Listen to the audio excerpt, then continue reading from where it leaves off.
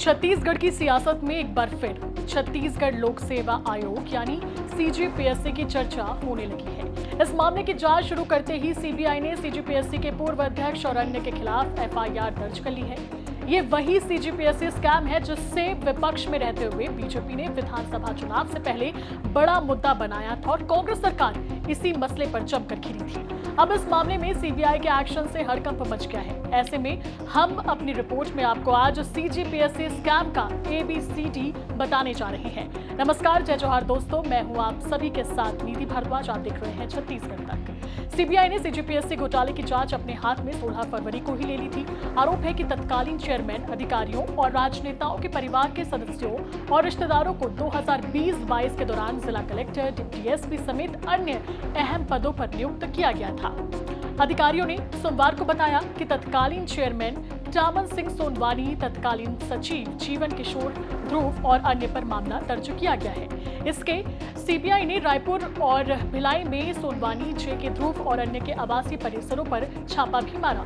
बता दें कि आरोप है कि 2022 की सीजीपीएससी परीक्षा में हेराफेरी हुई, जिसके नतीजे 11 मई 2023 को घोषित किए गए थे। चलिए अब आपको बताते हैं कि सीबीआई के प्रवक्ता ने इस मामले पर क्या कुछ कहा। सीबीआई के प्रवक्ता ने बताया कि प्रक्रिया के अनुसार एजेंसी ने एफआईआर को फिर से दर्ज किया, जिसकी पहले राज्य पुलिस की आर्थिक अपराध शाखा ने जांच की थी।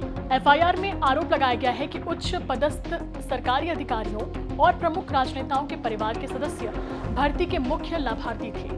सोनवानी के 5 परिवार के सदस्य, जिनमें बेटा नितेश और बहू निशा कोसले डिप्टी कलेक्टर, बड़े भाई का बेटा साहिल डिप्टी एसपी, बहू दीपा जिला आबकारी अधिकारी और बहन की बेटी सुनीता जोशी श्रम अधिकारी के रूप में भर्ती प्रक्रिया में लाभार्थी थे। सीबीआई प्रवक्ता के अनुसार ये भी आरोप लगाया गया है कि छत्तीसगढ़ लोक सेवा आयोग छत्तीसगढ़ के तत्कालीन सचिव जेके ध्रुव ने अपने बेटे सुमित को डिप्टी कलेक्टर के पद पर चयनित करवाया। शिकायत जो अब सीबीआई की एफआईआर का हिस्सा है, इसमें आरोप लगाया गया है कि क्रम संख्या 1 से लेकर 171 से मेरिट में जगह बनाने वाले उम्मीदवार कथित तौर पर सरकारी अधिकारियों, राजनेताओं और प्रभावशाली व्यक्तियों से संबंधित हैं। इसमें छत्तीसगढ़ के राज्यपाल के सचिव अमृत कुमार शोक के बेटे निखिल और बेटी नेहा, बस्तर नक्सल ऑपरेशन के डीआईजी पीएल ध्रुव की बेटी साक्षी, एक कांग्रेस नेता की बेटी अनन्या अग्रवाल, वरिष्ठ कांग्रेस नेता सुधीर कटियार की बेटी भूमिका कटियार और दामाद शशांक गोयल, कांग्रेस नेता राजेंद्र शुक्ला की बेटी स्वर्णिम शुक्ला और एक वरिष्ठ कांग्रेस नेता राजेंद्र कुमार कौशिक के बेटे सहित डिप्टी कलेक्टरों की सूची दी गई है।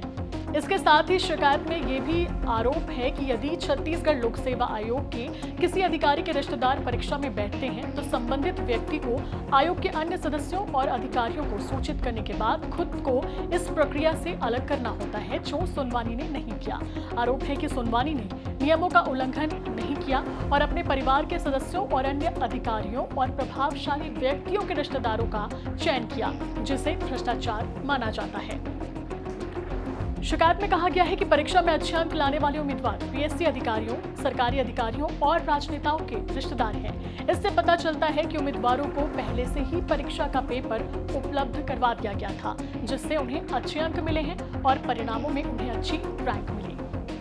बता दें कि कथित सीजीपीएससी स्कैम का मुद्दा पूरे विधानसभा चुनाव में छाया रहा। बीजेपी नेता नंदकिराम कंवर और वर्तमान में वित्त मंत्री ओपी चौधरी इस पूरे मामले पर तब की बघेल सरकार को घेरते दिखे थे। नवंबर 2023 में हुए विधानसभा चुनावों में भाजपा ने कांग्रेस को छत्तीसगढ़ की सत्ता से बाहर कर दिया और अब सीबीआई की एफआईआर के बाद एक बार फिर से विपक्षी कांग्रेस पर सत्तारूढ़ बीजेपी ने जमकर हमला बोला। इस मामले में ओपी चौधरी ने क्या कुछ कहा, ये सुनिए। हमारी सरकार बनते ही पीएससी पे सीबीआई जांच कराएंगे, इसकी घोषणा की थी। हमारी सरकार आते ही हमने लिख दिया था और वो कार्रवाई भी आगे बढ़ रही है। छत्तीसगढ़ के युवा भाई बहनों के साथ न्याय होगा, जिनके साथ अन्याय हुआ है उनके लिए, जो गलत करते हैं उनके लिए एक सबक होगा।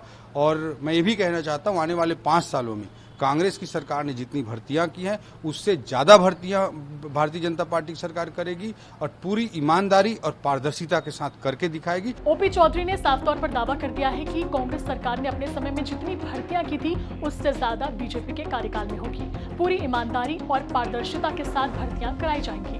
अब देखने वाली बात होगी कि सीजीपीएससी में जो अब देखने वाली बात होगी कि इस मामले में जो सीबीआई की जांच चल रही है उसमें क्या कुछ खुलासा होता है। फिलहाल इस रिपोर्ट में इतना ही। मुझे दीजिए इजाजत। नमस्कार, जय जोहार।